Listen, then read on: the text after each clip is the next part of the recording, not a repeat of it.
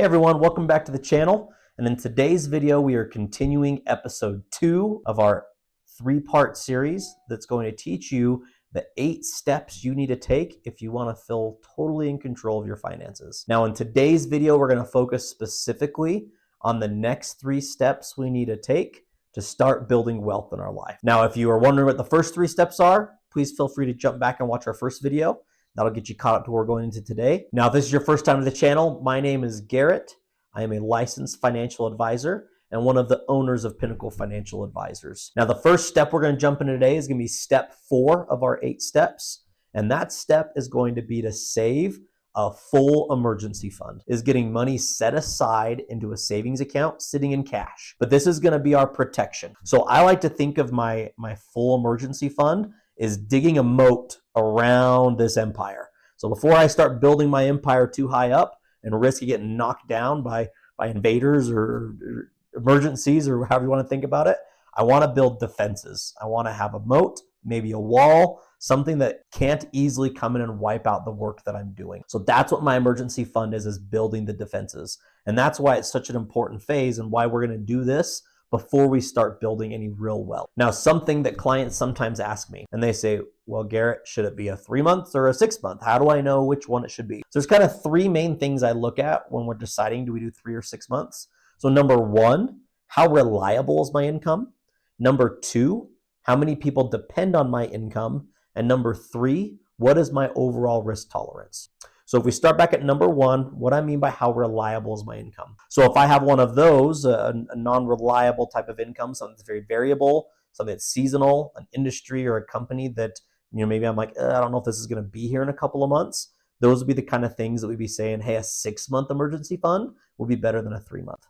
A 3-month would be something where I have a guaranteed paycheck for a certain amount that never changes. And I'm in an industry with a lot of demand where even if my job had to change or my employer wasn't reliable anymore, I could easily go find another job in the same field.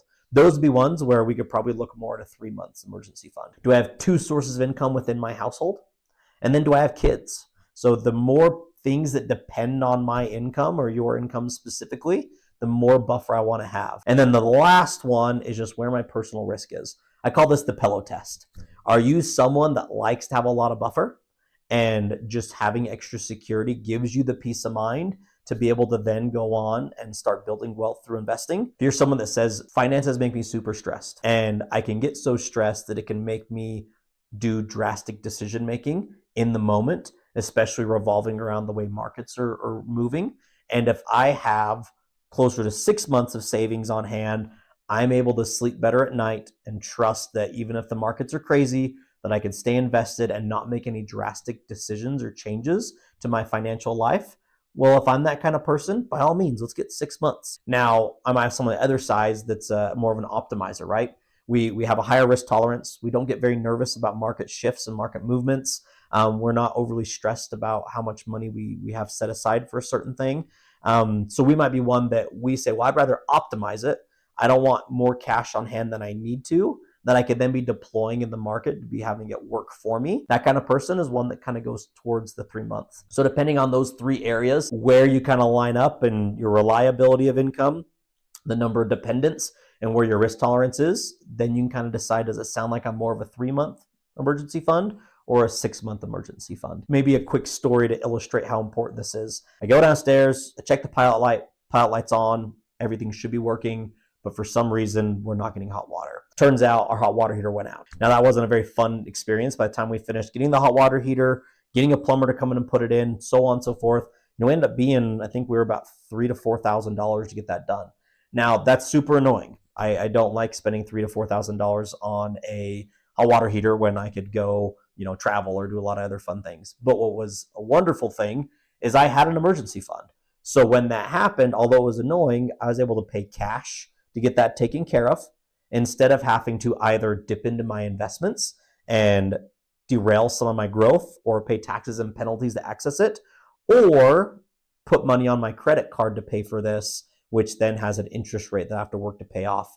I was able to simply cover the emergency, take some time, rebuild my emergency fund, and then go back to building wealth like I want to be. And so maybe one thing that I would call out is as I go through these 8 steps, It's not like it's always a linear path where I just go 1 to 2 to 3 and never go back. Sometimes emergencies happen. Sometimes I get my emergency fund built up, I start going to the next step, but then emergency happens, wipes it out. I have to come back to step 4, rebuild the emergency fund, then move back on to my next steps. That's super important, because if I just build it once and then never think about it again and it starts being used and dwindled, well, now I'm taking on extra risk in my life. So always come back and refill this if I need to. Something I'd be interested to see, if you guys want to jump down to the comments, go ahead and put down the worst emergencies you've seen pop up that you've had to use an emergency fund for, or had to last minute take care of, whether that's a blown tire or a appliance going out. But I'd love to see in the comments what emergencies have hit you when you least expected to, that had to be covered by emergency fund. Now, step 5. Step 5 is where we start getting back into attack mode. We have our moat built around our empire. Now we're really going to start building that empire. So step 5 is going to be to max out a Roth IRA and an HSA. Now, when I say the word max out, what that means is on certain accounts that give us tax benefits, we're mostly thinking retirement accounts here, the IRS has rules of how much money I can put into it annually. Rule of thumb that I kind of use is if there's an account powerful enough for me from a tax standpoint and tax savings that the IRS only lets me use so much of it a year, that gives you an insight of how powerful this account really is. So those 2 accounts I'm going to prioritize are my Roth IRA and an HSA. So if I don't have those, I'm going to open them. A Roth IRA is specifically an account used to save for retirement. So IRAs, that abbreviation stands for an individual retirement account. An IRA is completely on our own, completely individualized. Now there's 2 different types of IRAs that we can have.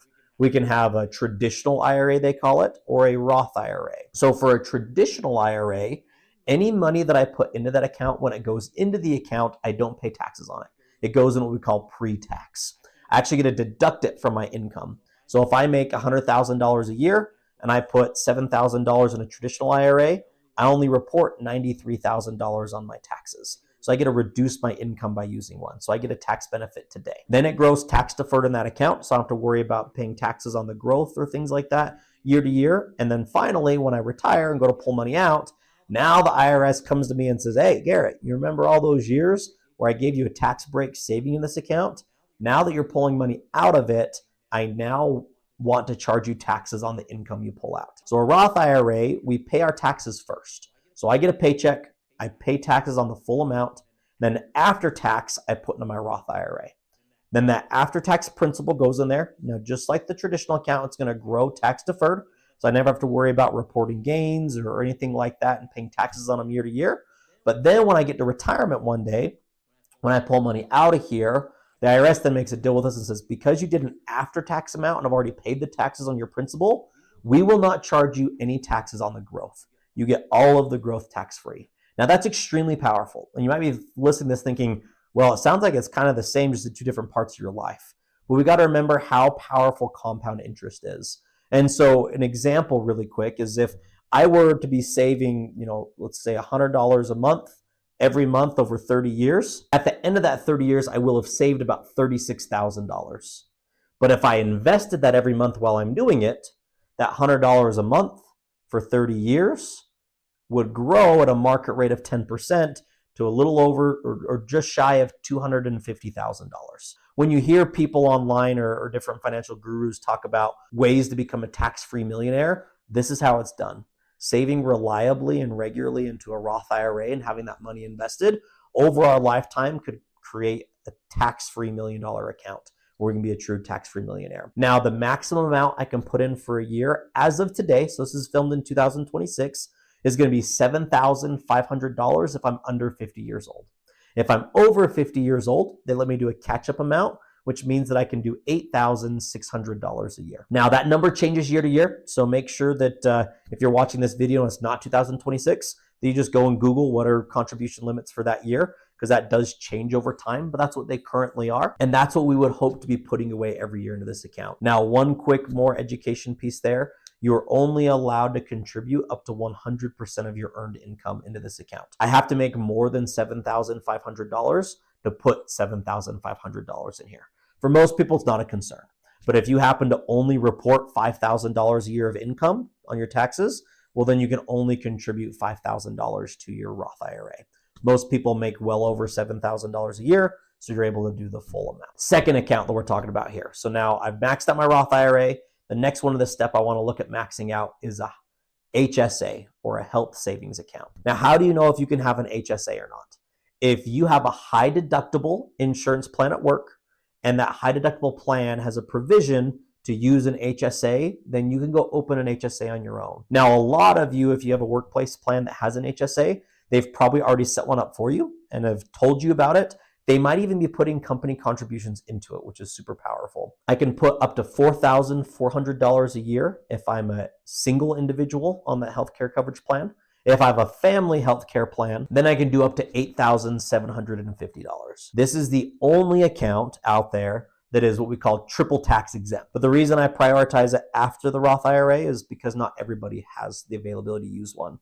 When I say triple tax exempt, what that means, when I put money into this account, it goes in pre-tax. So like we talked about the traditional IRA, if I save in an HSA, any dollars I put into there is deducted from my income for the year. So it reduces my taxes the year I use it. The money growing in this account doesn't have taxation year to year. It grows tax deferred. And then finally, when I go to pull money out of this account one day, as long as I use this account for a qualified medical expense, I'm able to pull it out 100% tax-free. That's the powerful part of HSAs. Another interesting thing with HSAs is there's not an age limit tied to it. As long as we're using it for qualified medical expenses, and we have no taxes or no penalties to do that. So it's able to be accessed regularly. Now, what we recommend is that we don't access it regularly and we let that money grow. If you're interested in learning about HSAs more and learning about some of the specific tactical strategies and tax advantages we teach clients to do, please jump down in the comments and comment HSA. And we'll make sure that we make a follow-up video that goes specifically into that if that's something people are interested in. Or if you have any questions, put them in there and we can maybe try to answer some questions in the future. So that is why we do that in step 5. We are now fully on the offensive. We're trying to build our empire as much as we can. And we're doing that in the tax advantage ways of maxing out a Roth IRA and maxing out an HSA. Now, step 6, we're going to stay in this wealth creation mode. So we've got the defenses we need and we're really going all in on wealth creation. But what it is that we want you to shoot towards a savings goal of investing 25% of your income. So we like to get this 25% going towards our investments because now we know that we're being forced to live on less than what we make. That is the number one indicator that someone is going to be wealthy, is if they live on less than they make and take the extra and put away for the future by investing it. We need to live like nobody else today so that we can live like nobody else tomorrow. And that's what this is today, almost nobody you know is probably investing 25% of their income. We understand that. You will be an outlier. But there's also very few people right now that are getting the lifestyle they want in retirement. And if we sacrifice today, then we'll be able to get to retirement and go on the trips and buy the things we want to buy and enjoy life to the fullest because we chose to do the difficult thing of investing today. So that's the first reason why we love this number. The second reason why we love this number, most people don't start investing in their early 20s. On average, investment accounts usually don't get opened until we're in our 30s. So most people are starting a decade behind, sometimes even more than that. And so what we're doing, generally speaking, is once someone actually finds out about finances, learns about the power of investing, gets dedicated saying, hey, I want to make a difference in my life, we're probably already well past our 20s. So how do we get back ahead of it? Well, instead of doing the 10 to 15%, we need to do the 25%. Now, here's the reality with this. Not only does this get us back on track, does this get us ahead of the game, this is the goal we set because if you can do that, you're going to be able to be fully set up. That's a maximum number. That's the high water mark of what I want set aside for retirement living is 25%. But if you're shooting for this and you say, you know what, I only made it to 18%, but I'm trying to get that 25%, or I only made it to 20%. The reality in life is having a stretch goal usually makes us get farther along than we would before. So maybe that old saying, right? Shoot for the moon and you might land up amongst the stars. That we might be shooting for 25%. If that means that you did 20% your entire career and never quite hit that 25, versus if you'd never thought about it and only did 8 your entire career, you're gonna be so much farther ahead than you can be. So we recommend 25% going towards retirement accounts. But if you don't get all the way there, as long as we're getting more than about 15%, we're doing really, really good things. We're doing well above average, but 25% is the number that we like. So the first priority is company match. Second priority is Roth IRA. Third priority is an HSA. Now I start looking to go back to the 401k. So if I've done those three and I'm ready to put more away, so say between the 401k match, the Roth IRA, the HSA, that's 15% of my income. So now I have 10% I can still put somewhere else. There's one of two places we look to put that. Number one, we can put it back in the 401k. The other place we look to do it is by opening an after-tax brokerage account and putting it into a non-retirement account, a brokerage account instead. A way that I would kind of look to think of this is a lot of it revolves around what my goals are for retirement. If I'm someone that's saying, hey, I want to retire in a normal age, 65, 60, somewhere in that range, well then I can go back to the 401k and that won't cause any problems. Now the brokerage account, where I love this account, and this is typically the one that I recommend a little bit higher for someone that doesn't know what their retirement's going to look like from an age perspective or has a strong desire to try to retire early. My after-tax brokerage account gives me a lot of flexibility, and I love having flexibility when it comes to financial planning. So I usually, for myself, I use a brokerage account, and I recommend that to a lot of clients. The reason for that is if you decide at 55 you want to retire and all of my assets are in retirement accounts, it can be very difficult to access those without some sort of penalty or complicated structure to get into it. But if I have plenty of time and runway to do it before, if I put money into a brokerage account, this can become a bridge account that I can access the account whenever I want to. So I can access the account the day after I put money into it with no penalty and no immediate tax ramifications. So what we like to say is this becomes the account that if I decide to retire at 54, let's say, I can then use my brokerage account to live off of from 54 to 59 and a half. Then at 59 and a half, I can then access all my retirement accounts. Now, something I always call out here is some people, they start doing the math. Depending on your income, you might be able to do 25% of your income with just company match, Roth IRA, HSA. And that's fantastic. If you in those three accounts are doing 25% of your income, that's great. Don't feel like you need to do extra because you're only using those accounts. Now, if I'm using those accounts and it's not filling up my full 25%, that's when I look to add an after-tax brokerage account. Now, those are the next 3 steps to build wealth. The wonderful thing about when we're at this point, when we've done 4, 5, 6, I now have full protection around my life. I have a fully fledged emergency fund where I feel the relief of knowing that I can absorb some emergencies because they're inevitably going to come. I now know that I have a wealth creating machine through maxing out my Roth IRA, HSA, and then continue to invest up to 25% of my income.